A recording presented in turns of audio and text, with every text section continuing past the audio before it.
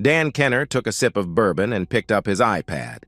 He had received a text from his wife telling him that she would be again working late and that he should get dinner on his own. Dan was a man who liked to plan. Since he had an evening to himself, Dan's plan consisted of grabbing a cheeseburger at Whataburger and spending the evening with Lee Child's latest Jack Reacher novel and a bottle of Milam & Green 13-year-old bourbon that had been gifted to him by his father-in-law. He had been saving the bottle for the right time, and this evening promised to be that time. Dan took another sip of bourbon and set his iPad down on the end table as he savored the 111-proof amber fluid while ruminating about his current situation. Kendall, Dan's wife of 6 years, had been working a lot of overtime over the last 6 months. At the beginning of their marriage, they agreed to put an equal amount each month into their joint checking account to pay bills and fund their vacations. But personal savings, checking, and retirement accounts were kept completely separate, and neither had access to each other's accounts. As a salaried employee, Kendall's income was not increased by the additional hours. So whether Kendall worked 40 hours a week or 60 hours a week, her income stayed the same. With separate personal accounts, Dan had not known whether Kendall was earning a little or a lot with her overtime hours. The amount they each contributed to their joint account was much more than needed for expenses, and the balance had grown considerably. This separation of accounts was something that Kendall had insisted upon before they were married. Dan's business was struggling due to a poor overall economy when he and Kendall first met, and there were weeks and months that Dan refused to pay himself. That's the thing about owning a business. The garbage man gets paid before you do. Dan refused to lay off any employees and went further and further into his personal savings to keep the promise to himself that no one would lose their job. It was one step in front of the other. Trudging through life, and as he would close his shops as night fell, all he found was himself another day older and deeper in debt.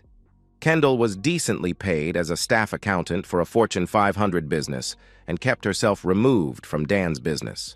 She was afraid of his company failing during this time and kept it at arm's distance. Dan had lived off savings during these lean years to not put a burden on Kendall, and while he sometimes struggled to meet his obligations to fund their joint account, he always was able to put his share into the account, knowing that the storm would eventually pass. Dan was able to not only weather the storm, but thrive. The collection of 3 auto repair shops that he had inherited from his father had grown into a small chain of 12 locations over the last couple of years. He had taken options on land that would see the chain grow to 20 locations over the next 3 years. The shops were all operating well in the black, but Dan had deliberately kept his salary as low as possible and plowed the profits back into the business. Tire equipment that was able to mount and balance every size tire on every type of wheel, no matter how exotic, had been purchased for every location. State-of-the-art diagnostic equipment meant that his technicians could diagnose and repair drivability concerns on almost every vehicle made in North America, Asia, and Europe, except for France, because a bunch of Peugeots. So Dan's business was going balls out. Kendall's job was going well. This should have been the happiest time of their lives. But cracks were appearing in their marriage. This was the second marriage for both Dan and Kendall. Dan's first wife had died when she was hit by an elderly driver while out on her usual early morning run. It was a clear, sunny morning with a bit of an October chill in the air. Due to the morning glare, the octogenarian driving to her doctor did not see Kendall running down the street.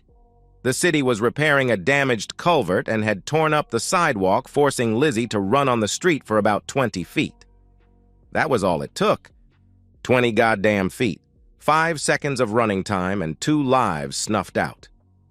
Lizzie did not yet know it, but she was 4 weeks pregnant when she was struck by the car. This was the second time that tragedy had struck the Kenner household. Dan's mother had died of lung cancer when he was in high school. She had never smoked a cigarette in her life when she developed a persistent cough that she sought treatment for. 8 weeks after her diagnosis, she was gone. It took Dan months before he could begin his recovery from Lizzie's death. His father installed an acting manager at the shop that Dan managed. This allowed Dan time to grieve for his wife and the child he would never have. Dan might never have recovered if his father had not suffered a fatal coronary while driving home from his office shop one evening. This forced Dan to put aside his pain and focus on the business. People were depending on him for their livelihood. It was due to a careless accident that Dan met Kendall. An apprentice mechanic had removed a radiator cap without waiting for the engine to cool down as Dan happened to be walking by. Hot antifreeze sprayed over Dan's chest, necessitating a visit to the emergency room. The emergency room waiting area was crowded with the assortment of ER visitors that most cities saw. Open head wounds, overdoses, withdrawals, and an assortment of injuries and wounds typical of what the ER staff termed BRIs, short for beer-related injuries. The seat next to Dan was empty, and Dan himself looked non-threatening, although he looked like he had been doused in some sort of greenish fluid that had an odor that was faintly sweet and unpleasant at the same time. A tall, attractive brunette hopped and limped towards Dan before dropping into the empty seat next to him. Since the ER was crowded, they knew they were in for a wait. They told each other about their injuries. Kendall had twisted her ankle while going for an after-work run, and gave each other a synopsis of their lives. There was an immediate attraction between Dan and Kendall. Dan had asked her out to dinner, and she accepted. They gelled, and very quickly became an item. Kendall had divorced her first husband due to his emotional abuse and cheating, and from their first date, had told Dan that she had zero tolerance for cheaters. They married 15 months after the meeting. Dan took a sip of his whiskey and thought about his marriage. What was the old joke? We've had a happy marriage for 5 years. Unfortunately, we got married 6 years ago. For the first few years of their marriage, Dan and Kendall were ecstatically happy. They laughed together, they danced, they made love all the time. They were good together. The problems started after Kendall completed her MBA and was poached from the bank that had employed her out of college to work as an accountant for the Fortune 500 corporation for whom she now worked. Dan was supportive of this. He wanted Kendall to be happy and successful. There came a point that one of the senior vice presidents was due to retire, and the senior director to whom she reported was up for the position. That would leave the SD's position open, and Kendall felt that she had a very good chance of being promoted. She just had to show that she really wanted the job. After a few months, Dan noticed that Kendall was becoming short with him. Nothing he did seemed correct. Kendall started disrespecting his job. To her, he was now just a mechanic, a grease monkey. She started disrespecting him during every conversation. Her constant anger and irritation with her husband were a divisive force in their marriage. Kendall started working overtime to stay away from Dan. When she was home, she was texting on her phone. Her phone. God, how he hated her phone. She was always on her phone, secretly laughing at the texts coming through. She turned her screen so that her husband could not see who she was texting or what the texts were about. Sleeping with her phone under her pillow. And then things turned violent. Kendall had always had a bit of a temper and was quick to anger. This usually resulted in a cutting remark or a pointed barb thrown at the target of her ire. She had always been quick to calm down and make amends when her temper had gotten the best of her. And when Dan was the focus of her anger, her contrition resulted in a night of great sex. However, Dan had noticed that her flashes of temper were increasing and lasting longer, but without the make-up intimacy that in the past had made her temper somewhat tolerable. A month ago, during an argument that Kendall had manufactured for no good reason, she slapped him. In over 6 years of marriage, neither Dan nor Kendall had ever raised their hand to each other. But she had slapped him, and it had shocked Dan to his core. The slap had surprised Kendall as well because she immediately apologized and begged forgiveness. But then came the coffee cup incident. A week after the slap, Kendall was yelling at Dan because the oil change light on her BMW had come on, and he had not changed the oil. Dan had explained to Kendall that her BMW came with free oil changes for the first 3 years, so it made absolutely no sense for him to change the oil when the BMW dealer would do it for free. Kendall had yelled at Dan, "Just f***ing change the oil, a**hole." That was enough of that bull for Dan. "I told you not to buy that car, but you just had to have that overpriced, unreliable piece of German crap. So now that you have it, it's up to you to maintain it. You schedule your own service appointment at the BMW dealer. This is on you." Kendall had become enraged. She picked up her coffee cup and hurled it at Dan's head. If he had not ducked, the cup would have hit him dead center of his forehead. He stared at Kendall in shock. She stared back at him with no expression on her face before turning on her heel and walking away without saying a word. Dan took another sip of his whiskey. He could hear the garage door opening, signaling Kendall's return home. Dan picked up his cell phone and sent the text and the email he had queued up. They were redundant and going to the same person and contained the same packet of information, so it did not matter which one was received first or if one of them failed to get through. Dan was a firm believer in backup plans. As Tennessee Ernie Ford had sung so long ago, "If the right one doesn't get you, then the left one will." As Kendall walked through the living room, she glanced over at Dan, comfortable in his easy chair with a glass of whiskey in his hand. "I'm going to change, and then I need to ask you about some strange activity on the joint account." Kendall did not wait for Dan to acknowledge her statement as she marched to the bedroom. A couple of minutes later, Dan heard the shower turn on. Both Dan and Kendall had configured notifications on their bank apps to notify them of unusual activity. Dan had received the same text notifications that Kendall was no doubt concerned about. He sighed, took a sip of his bourbon, and set his iPad aside as he waited for Kendall's return, which she did 15 minutes later, wearing black yoga pants and a white midriff-bearing t-shirt as she plopped down on the sofa facing Dan. Her hair was wet and slicked back from her shower, and although she had not reapplied any makeup, she was a stunningly beautiful woman. Her body was lean and athletic, topped by a pair of C-cup breasts that were at present unencumbered by a bra. "So, do you know about these deductions from the joint account?" she asked. There was a slight accusatory tone in her voice. She held up her cell phone to Dan. Their bank's app was open to the check activity of their joint checking account. The balance displayed was $12, whereas earlier in the day, it had shown over $30,000. Dan nodded his head. "The $12,000 ACH debit to PDSC? That's Pendragon Security Consultants. That was to pay them to follow you around for a month and document your affair with your boss. The $18,000 ACH to SKD? That was the retainer to Solomon, Klein, and Davis, my divorce attorneys." He took a sip of his bourbon and watched for Kendall's reaction. Tears came to her eyes and her mouth opened and closed like a fish out of water trying to find oxygen. Her face reddened, and for a moment, Kendall seemed at a loss for words. Dan watched as her emotions played across her face, fear morphing into sadness, which turned to anger, and then back to fear. She seemed stuck, and it was only when Dan picked up his glass to take a sip of his bourbon that she seemed to make up her mind on what to say. "It didn't mean anything," Kendall said. "I just got caught up in something I couldn't control. I'll end it right now. I don't want a divorce." "Weren't you the one that said she had zero tolerance for cheaters? What did that mean to you?"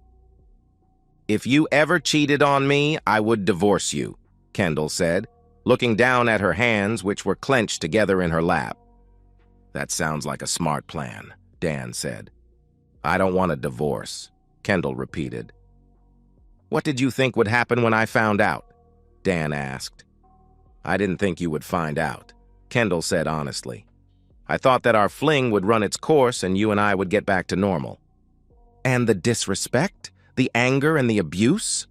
Was I supposed to just let that go?" "I never disrespected you, and there wasn't any abuse," Kendall said, her voice level increasing slightly as she denied Dan's accusation. "Did you have intimacy with him in our bed?" Dan asked. Kendall gasped and the blood drained from her face.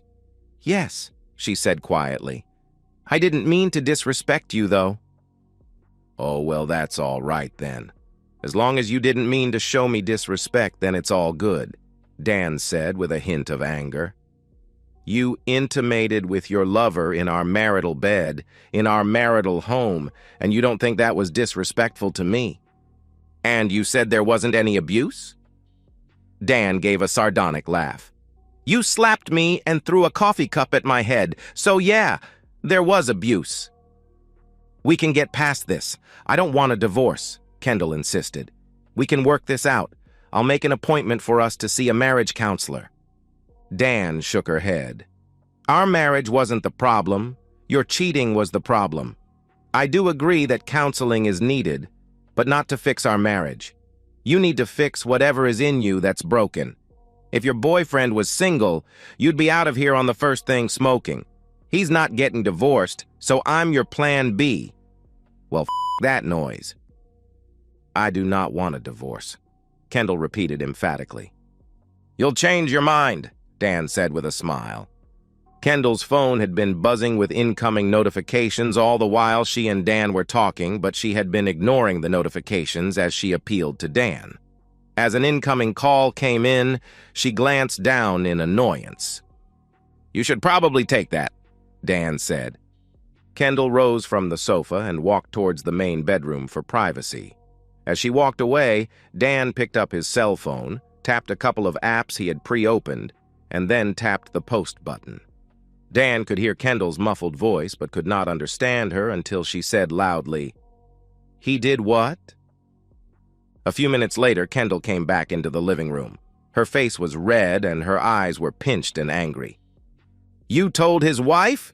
You told his wife?" she screamed. "How dare you try to destroy his marriage? You had no right. They have 2 little boys. How could you be so hateful to her? You miserable You sorry piece of shit. I will never forgive you for hurting her like that." Dan looked at Kendall bemusedly. "So, in your mind, he's not a miserable for cheating on his wife. I'm the miserable for telling her that he's cheating? That's some up logic you've got going on there, babe. You don't consider you and your boyfriend sorry pieces of for lying and cheating on your spouses, but I'm the bad guy for bringing it to light?" Dan shook his head and chuckled. In his quest to understand infidelity, he had recently read about the twisted logic of cheaters, but to see it play out in his own wife was crazy. "This is between you and me. You had no business interfering in their marriage," Kendall shouted, her face crimson with anger. "Your boyfriend had no problem inserting himself into the middle of my marriage, so I had no problem inserting myself into the middle of his marriage. If he's cheating on her with a coworker, there's no telling what kind of skanks and he's cheating with. She needs to protect herself and get tested for STIs. He's not like that. And he's clean. Since the first thing you do when coming home after working late is take a shower, I'm assuming you're having unprotected intimacy with him. You should get tested too. I got tested for my peace of mind, even though we haven't had intimacy since you started your affair." Kendall looked at her husband in shock. He had known for months and acted like there was nothing wrong while he hired private investigators. Who was this man? "You just wanted payback." "You're pathetic," Kendall said. Dan again noticed that her phone was buzzing with incoming notifications, which she had been ignoring as she hurled insults at him. As she paused for a breath, her phone started ringing. "You should probably take that," Dan said again, as he took another sip of bourbon. Kendall again walked towards the main bedroom to answer her phone. Dan made a call on his iPhone and quickly mumbled into the phone. He then opened his iPhone to the recording app and leaned it against the lamp sitting on the end table next to his chair. The phone was video recording Dan while keeping the line open so that the person on the other end of the line could hear what was happening. Dan sat on his hands as he waited for his wife's return. He did not have to wait long. Kendall practically flew into the living room. "You posted this on Facebook?" she screamed. "You posted this on Facebook and tagged all my family and friends? You tagged Pastor Riley?" Well, yes, but in all fairness, I also posted it on LinkedIn so all your professional connections could see it as well. Kendall screamed in frustration and anger before throwing her cell phone at Dan's head. He closed his eyes as she reared back for the throw and braced for the hit. When it came, it was so much worse than he was expecting.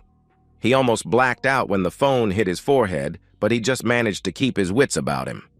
He knew she was going to do something, and sitting on his hands to prevent killing the bitch was one of the most difficult things he had ever done. Kendall jumped across the space separating them and started hitting him in the face. Dan could feel his lips split, and the copper taste of blood flowed into his mouth. She hit him in the nose, and Dan's vision blurred for a moment. It finally got to the point that he stopped sitting on his hands and covered his face with his arms as she continued to beat on him. Kendall was screaming, "I'm going to kill you, you mother. I'm going to get a gun and blow your head off." Finally, Dan had enough and gently pushed her off as he stood and walked away a few steps, putting a love seat between himself and Kendall.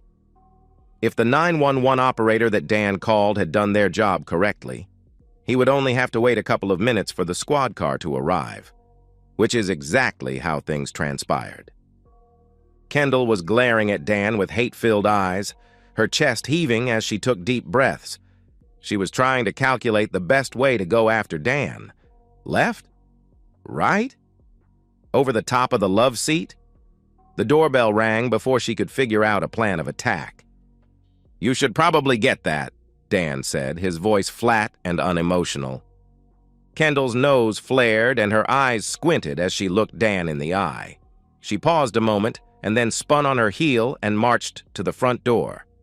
Kendall flung open the door only to be confronted by the sight of 2 police officers. Her expression was a mix of confusion and anger as she spoke with the officers, looking back at Dan every few sentences. The officers and Kendall were too far away for Dan to understand their mumbled conversation.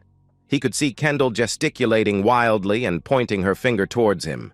Dan could see Kendall stand aside and allow the officers entry to their home. She escorted one of the officers away from the living room and towards the kitchen. The other officer approached Dan. "Mr. Kenner, I'm Patrolman Diaz and my partner is Patrolman Agnew. Your wife said that you have been violent towards her tonight. Why don't you tell me what's going on? Did you touch her?" Dan shook his head no. "I confronted my wife about an affair she's having. She attacked me." Dan pointed to his face. He could feel the blood on his face from taking the hit from the thrown cell phone. He could also feel his split lip. "I'm the one who called 911. She's been getting violent lately. She slapped me a month ago and then a week later threw a coffee cup at my head. It missed me, but if it hadn't, I would have had to go to the emergency room. I recorded the confrontation tonight. Would you like to see the video?" Patrolman Diaz most certainly did want to watch the video. Dan made several tapping moves on his iPhone and then handed his phone to the police officer. Patrolman Diaz watched the video in silence, raising his eyebrows at the scene of Kendall launching herself at Dan.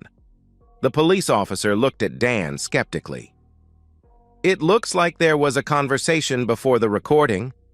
Was anything said that would escalate the situation?" Dan shrugged. "She found out that I had a private investigator following her for a month and that I had passed on the findings to her affair partner's wife. She wasn't happy about that."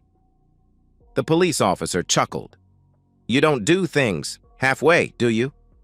As the guy said, "I light my path forward by the light of the fires of the bridges burning behind me." "Okay, Dylan McKay." The officer shook his head and smiled. His partner exited the house and they conferred with each other. The other officer shook his head and nodded his head toward Dan. Patrolman Diaz played the video on Dan's phone for his partner. His partner rolled his eyes and shook his head. Kendall's explanation had been much different, but she was not aware that she had been recorded. Patrolman Diaz walked back to Dan. "We're arresting your wife for domestic violence and making terroristic threats. My suggestion to you is to take out a restraining order." Patrolman Diaz opened the front door as his partner escorted Kendall from the kitchen, her hands cuffed behind her. She was crying and starting to hyperventilate. Dan, don't let them do this to me. Please, if you ever loved me, make them let me go. I promise I'll be good. Dan rolled his eyes and turned to the officer who handed him a business card. My email address is on the card. Send me a copy of the video. As the squad car pulled away, Dan made a call to his attorney, Dwight Solomon. It went down exactly as I thought it would. She was just arrested and carted off to jail. Just keep your cool, Dan. If she shows up tomorrow, you know what to do. As Kendall exited the courthouse the next morning, accompanied by her parents, she was stopped by a 20-something gum-chewing blonde. "Excuse me," she said as she stopped in Kendall's path. "Are you Kendall Kenner?" "Yes," said a very tired, hungry, and annoyed Kendall Kenner. "Who are you?" "You've been served," replied the blonde as she handed a shocked Kendall a manila envelope. The blonde smacked her gum and turned her back on Kendall to walk away. "What is this shit?" Kendall called to the blonde's back. "Don't know, don't care," the blonde called back over her shoulder. "But I'd say you're probably whatever it is." Kendall angrily opened the paper and saw the words, "Petition for dissolution of marriage." "That she screamed to her parents. It had been a difficult morning. Kendall had been awakened early and removed from her jail cell before being taken to a holding cell in another part of the building. She sat in the holding cell for an hour before she met with her attorney. She had been allowed one phone call the night before and had used it to call her parents, who had immediately started leaving voice messages at various law firms so that hopefully they could hit the ground running the next day. They had contracted with the first lawyer who returned their call the next morning and were assured that Kendall would be represented at her hearing. Judge Kendall had her bond set at $10,000, which meant that she would have to either put up the full amount or pay a bail bondsman 10% and then pledge real property as collateral. The judge also issued a restraining order forbidding her from contacting her husband or appearing at the residence or his workplace. She was to make arrangements with her attorney to retrieve her belongings from the residence. Kendall's lawyer had objected to this, but had then been shown photos of Kendall's husband. The objection was withdrawn. After leaving the courthouse, Kendall's parents took her through the drive-thru at McDonald's as a first stop. She had been booked into the Denton County Jail too late to eat dinner, and the jailers had awoken her early for a morning court appearance, so she missed breakfast. Kendall had not eaten dinner the previous night, choosing to spend her time in bed with her boss, Tony. She planned to grab some leftovers out of the refrigerator when she got home last night, but that plan had gone to shit. She thought about how she got here. She and Tony had just finished their second round of intimacy when her phone dinged with an alert. While Tony dozed next to her, she checked her phone, expecting to see a text from Dan. What she had seen instead was a low balance alert from her bank. She quickly logged in on her bank's app and immediately saw that the joint bank account had only a few dollars on deposit. 2 ACH withdrawals had hit the account that afternoon. One was for $12,000 and the other for $18,000. A Google search of the payees revealed nothing. Kendall knew that this could mean that they were scammed or that the bank had made a mistake. Kendall was an intelligent woman. She also realized that it could mean that Dan knew about her affair and had emptied the checking account. She did not believe that was the case, however. She knew her husband and knew that he was not afraid of confrontation. If he suspected her of having an affair, he would have said something. Dan Kenner was not the type of man to let something like this pass. She knew that, and yet here she was, lying next to her boss in a cheap motel after having intimacy that was spectacular in its mediocrity. Not for the first time, she wondered what she was doing here. Things had always come easy for Kendall. She was always the prettiest and smartest girl in class. She was seldom the most popular because other girls did not trust her. She had learned at an early age how to weaponize her sexuality, and it was a gun she did not hesitate to draw. Starting with Mr. Campbell, her high school calculus teacher. A few BJs earned her an A+. Letting Ms. Donovan eat her got her an A in economics. She never dated high school boys. She only went out with men, guys who had graduated from college and had good jobs. The college had been a rinse and repeat of high school. If she was struggling with a class, she would sleep with the professor. And male or female, they all wanted Kendall. She had graduated college in 4 years, receiving a finance degree. She had thought about law school but knew that she was not a strong enough student. You couldn't sleep your way through law school. For Kendall, her current affair with Tony Geyer, the senior director to whom she reported, meant nothing. It was a means to an end. If she was able to get in a little recreational intimacy, what a previous lover had called sport, while pursuing the promotion, then so much the better. It was during her second year of employment at Chase Bank that she met Kyle Evans. Kyle had visited her bank branch as part of an investigation into possible money laundering activities by a suspected drug dealer. Kyle was on assignment to the Denton County Sheriff's Department Special Operations Division, and his longish hair, mustache, and devil-may-care attitude had immediately dampened her panties. She brazenly asked him out for drinks and hopped into bed with him at the end of their first date. For Kendall, the intimacy was mind-blowing, and she was crazed for Kyle. Within 2 months, they were living together. Within another year, they were married. For Kendall, married life had been a revelation. She loved Kyle and wanted to do anything within her power to please him. Domestically or sexually, it made no difference. Kendall and Kyle were perfect together. Until they weren't. They had been married for 4 years and were actively trying for a baby. They had had no luck yet, but they were enjoying the attempts. Midway through their 4th year of marriage, Kyle was offered a chance to go to a 4-week class put on by Alcohol, Tobacco, and Firearms. Although he would be gone for a month, having the ATF class on his resume would help Kyle when it came to promotions. Going was a no-brainer. Kendall was lonely but fine during the first week of Kyle's absence. The second week was a little tougher as her hormones combined with her loneliness ramped up her horniness. By the end of the 3rd week, Kendall was crawling up the walls and masturbating twice a day. During the 4th week, Kendall agreed to go out for drinks with Bill Williams.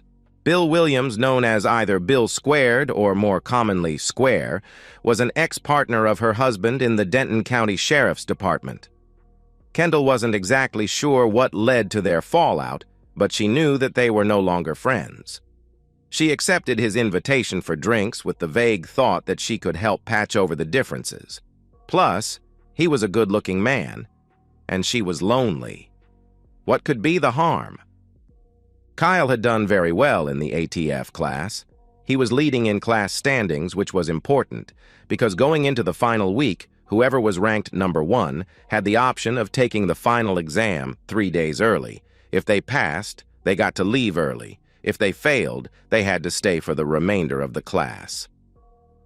Kyle aced the exam, and 3 hours later was on an airplane heading towards DFW to surprise his wife. It was 4 a.m. when the Uber dropped Kyle off in front of his darkened house. He recognized the car of his ex-partner, Square, in the driveway. A cold fist gripped Kyle's heart as he unlocked his front door and entered the house he shared with Kendall. He left his suitcase by the front door as he walked softly towards the bedroom. The room was partially lit by the light from the master bathroom. The Square was lying on his back uncovered. Kendall lay on her side facing him, her arm thrown over his chest. It was the same way that she slept with her husband. Kyle took out his phone and began filming the couple as they slept. After 30 seconds or so of filming, he took a few photos and then put his camera away. Kyle then walked around to Square's side of the bed and clasped his hands together, interlocking his fingers. He then raised both hands above his head and with all his strength drove his joined hands downward onto Square's penis. The blood-curdling scream that erupted from Square woke Kendall from her orgasm-induced, dreamless sleep. She was frightened and disoriented as she came awake. She saw Bill crying and clutching his groin with both hands. She saw her husband standing over them, but for a moment her brain could not process what was happening. And then it all clicked into place. Kendall looked at her husband with a terrified look on her face. The horror of what was happening was slowly being understood by her. Her husband looked down at her. His face was red with fury as he looked at his soon-to-be ex-wife. "I'll be back at 3 to get my things. I should be done by 6. Don't be here during that time. I won't be responsible for my actions if I see you, and you're not worth going to jail or losing my job." Kyle grasped Square by his hair and pulled his face up to look into his eyes. "You sorry piece of shit. I'm sending a copy of the video to your wife and HR. You may as well go in and resign today because your career is over and so is your marriage." Kyle gave him one final punch to the nose. Not hard enough to break it, but hard enough for it to spew blood. He turned on his heel and left his home in Kendall. Kendall sighed as she remembered how hurt Kyle had been by her cheating. Her big, strong husband was devastated, and she was afraid he would never recover. He had refused every one of her attempts to contact him. He would not see her or speak to her. The divorce happened, and her parents supported her, explaining that it was not her fault. Kyle must have had a violent streak to do that much damage to Bill. His violent streak would have doomed their marriage sooner or later. Her story evolved to one of neglect and abuse on his part. Hadn't he shown his violent tendencies when he confronted Bill? As Kendall and her parents rewrote history to make herself the victim, she became the hero of her story. The brave girl who did what she had to do to escape the brute that her husband had become. Only one time was her fiction thrown in her face. Kendall was shopping at Engstrom's in Dallas when she came face to face with her ex-husband. He was with a tall, lean, gorgeous woman. She had red hair and the body of an athlete. She looked vaguely familiar. She was pushing a pram. Kendall's eyes had widened at seeing her ex-husband for the first time in 5 years. "Hi, Kyle," she stammered. "Hello, Kendall," he replied tonelessly. She had stuck out her hand towards the woman. "Hi, I'm Kendall. I used to be married to Kyle." "Oh, yes, I've heard all about you," the woman replied as she shook Kendall's hand. Kendall had flushed at that. "I'm sure nothing good. Some good, some not so good," the woman had replied. "I'm Jo Ellen Evans. I'm Kyle's wife. This is our son, Kyle Jr." Kendall had looked down at the sleeping infant.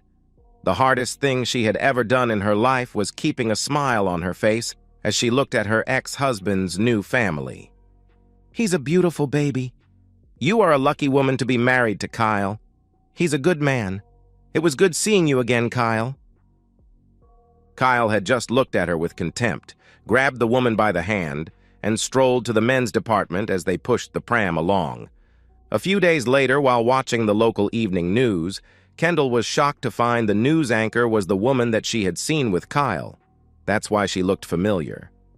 Kendall had Googled Jo Ellen and discovered that she was a fast-rising media talent who would probably end up on one of the national cable news channels. Local media watchers had noted that while pretty enough for Fox News, her intelligence made her a better fit for MSNBC. Kendall had cried herself to sleep that night and every night for the next week until she remembered her fiction. Kyle was violent and emotionally abusive, wasn't he? It was only a matter of time before his new marriage ended as well. Kendall forced herself back to the present as she contemplated what divorce would mean for her.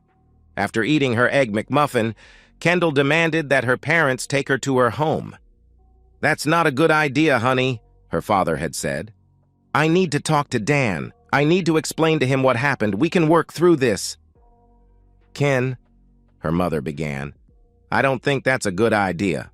The judge said, "I don't care what the judge said," Kendall snapped at her mother. "Just take me home." Kendall's parents had accompanied her to her front door and watched as she rang the doorbell. They stood there for a couple of minutes waiting, and then Kendall rang the doorbell again. When, again, nothing happened. Kendall started pounding on the door. Dan made a quick phone call before he opened the front door. keeping the security chain in place. "You're not supposed to be here. There's a restraining order to keep you away." "I live here," Kendall said. "How can we fix our marriage if I'm not here?" Dan looked at Kendall incredulously. "Fix? I'm divorcing you. We're not fixing anything.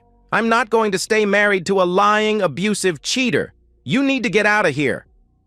Dan closed the door, which enraged Kendall, who began pounding on the front door. "Let me in, you coward! You've never seen abuse until you see what I'm going to do to you. Open this door right now!" She began frantically pounding on the door.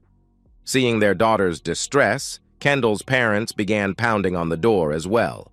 As their daughter became more and more upset, their calls to Dan became louder and more emotional.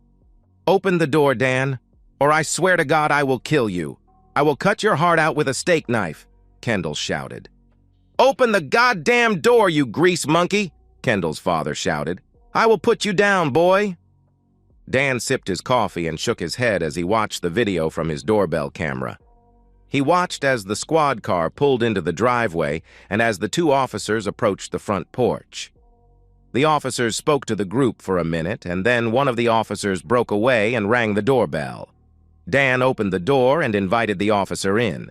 After securing Dan's identification, the officer asked Dan for his side. He had noticed the cuts and bruising on Dan's face. "Last night I confronted my wife about an affair she is having. I have proof of the affair because I hired a private investigator. She became violent during the confrontation and attacked me," Dan said, pointing to the bruising on his face. "She was arrested last night and appeared in court this morning. She was issued a restraining order forbidding her from entering her residence." Dan handed the officer the copy of the TRO that his attorney had emailed him. "I also have this," Dan said as he showed the officer his phone. He hit play and they watched a video of Kendall and her parents knocking on the door and making threats. The officer just shook his head as he watched them. "Well, this seems pretty cut and dried." "Send me a copy of the video," the officer said as he handed Dan a business card. He then keyed his shoulder mic and requested 2 more cars for multiple arrests. "Stay inside and watch the show from your phone. Do not exit your house until I tell you." And that's the way it happened. The officer called his partner over for a consultation. They watched the video on his phone and then walked over to Kendall and her parents, where they were advised that they were all being arrested for trespass and making terroristic threats, and that additionally, Kendall was being arrested for violating a restraining order. As 2 more squad cars appeared, the officers began arresting Kendall and her parents. Kendall's mother became hysterical, and Kendall began crying and cursing at the officers. Kendall's father tried to push the officers away to get to his wife and was tackled to the ground. The show was putting it mildly. Dan phoned his attorney and left a message. "Kendall and both of her parents were just arrested. I think I'm married into a family of idiots." Leroy Keys was feeling defeated and dejected. He, his wife, and his daughter had all been arrested on Friday night for trespassing and making threats towards his son-in-law. Because they were arrested on a Friday night, they sat in jail all weekend waiting to see a judge on Monday morning. Leroy and his wife had restraining orders issued against them, directing them to stay away from Dan's home and place of business. Additionally, Kendall's bail was revoked, and she was going to remain in jail for violating the protective order and making terroristic threats towards Dan. Leroy and his wife Sarah were able to bond out, but Kendall would remain in jail for the foreseeable future. He knew in his heart that he had failed as a father when raising Kendall. She was spoiled and entitled and probably a narcissist, but she was also his little girl. His wife had spent the weekend sharing a cell with Kendall. Sarah had not been willing to discuss what they talked about, but when Sarah was released, she seemed angry and determined. About what? Leroy had no idea. Leroy called the attorney he had used for Kendall's first arrest. Once he had explained the situation to the attorney, he had commiserated with Larry, but he had told him that he was going on vacation and would not be available. This was true. but also a really great coincidence because he felt the whole family was nuts and he didn't want anything to do with them.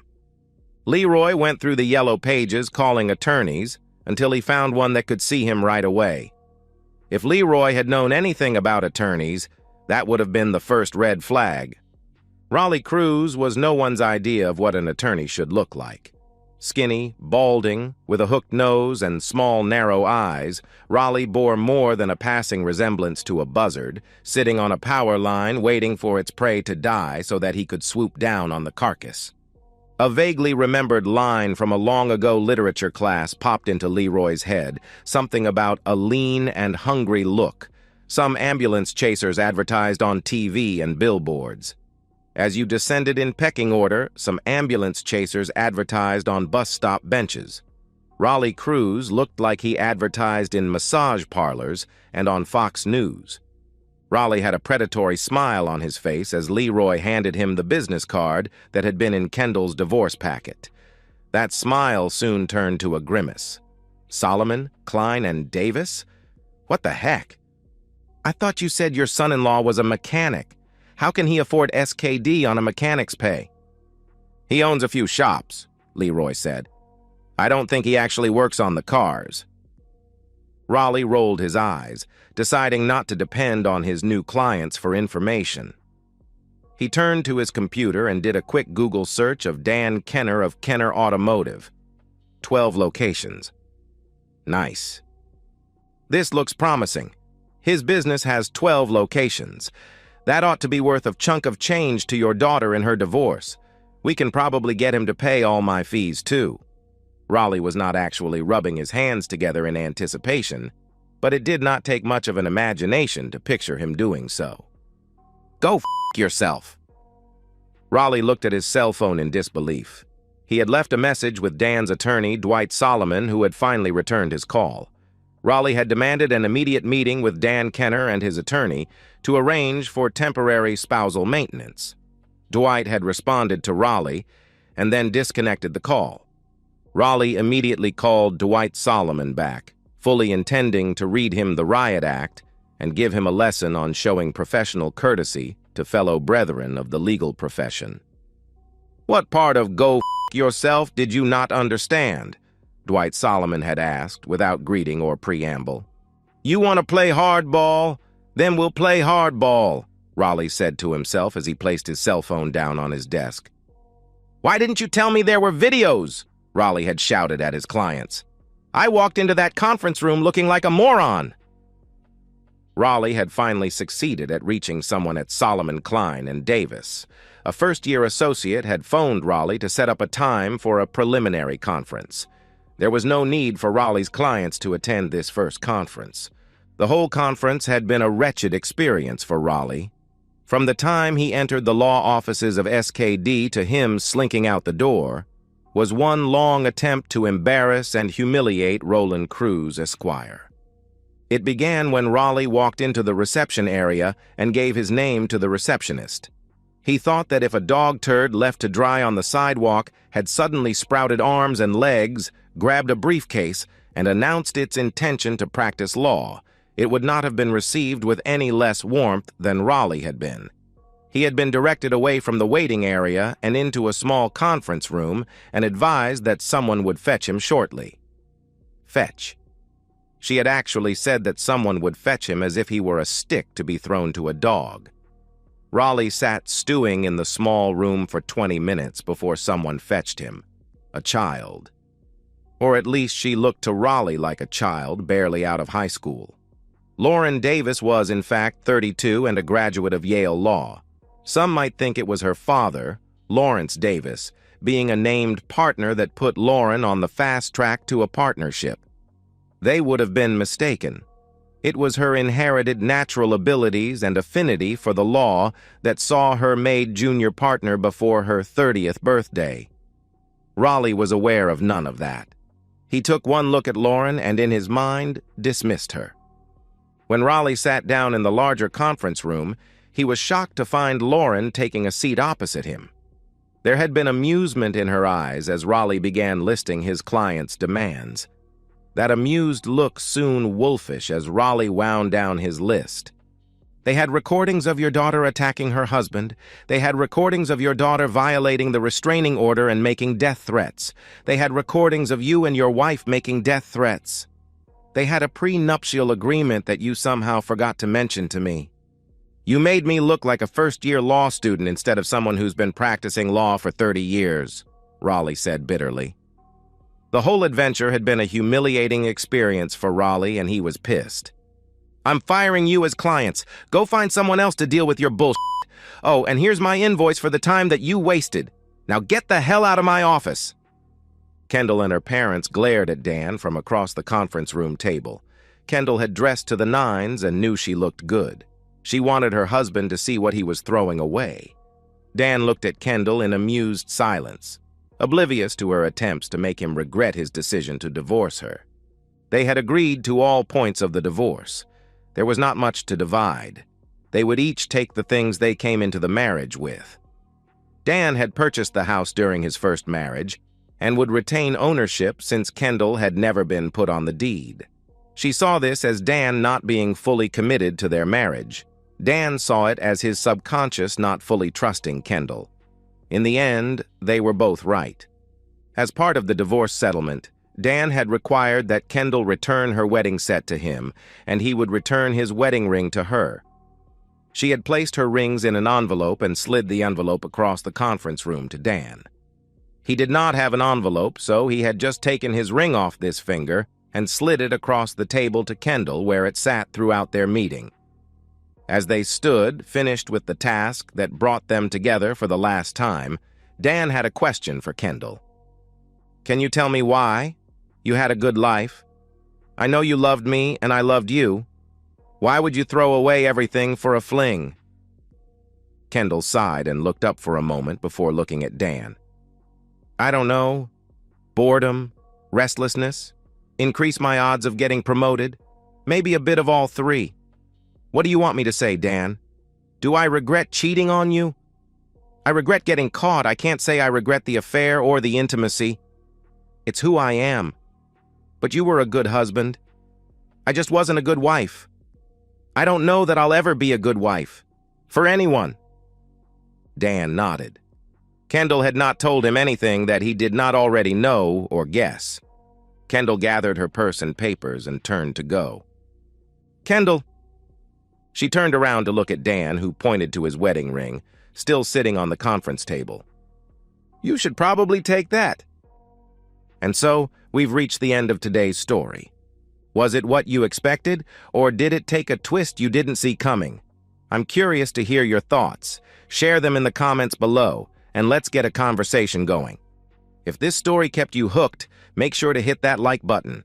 And if you're new here or just haven't subscribed yet, now's the perfect time to join our community.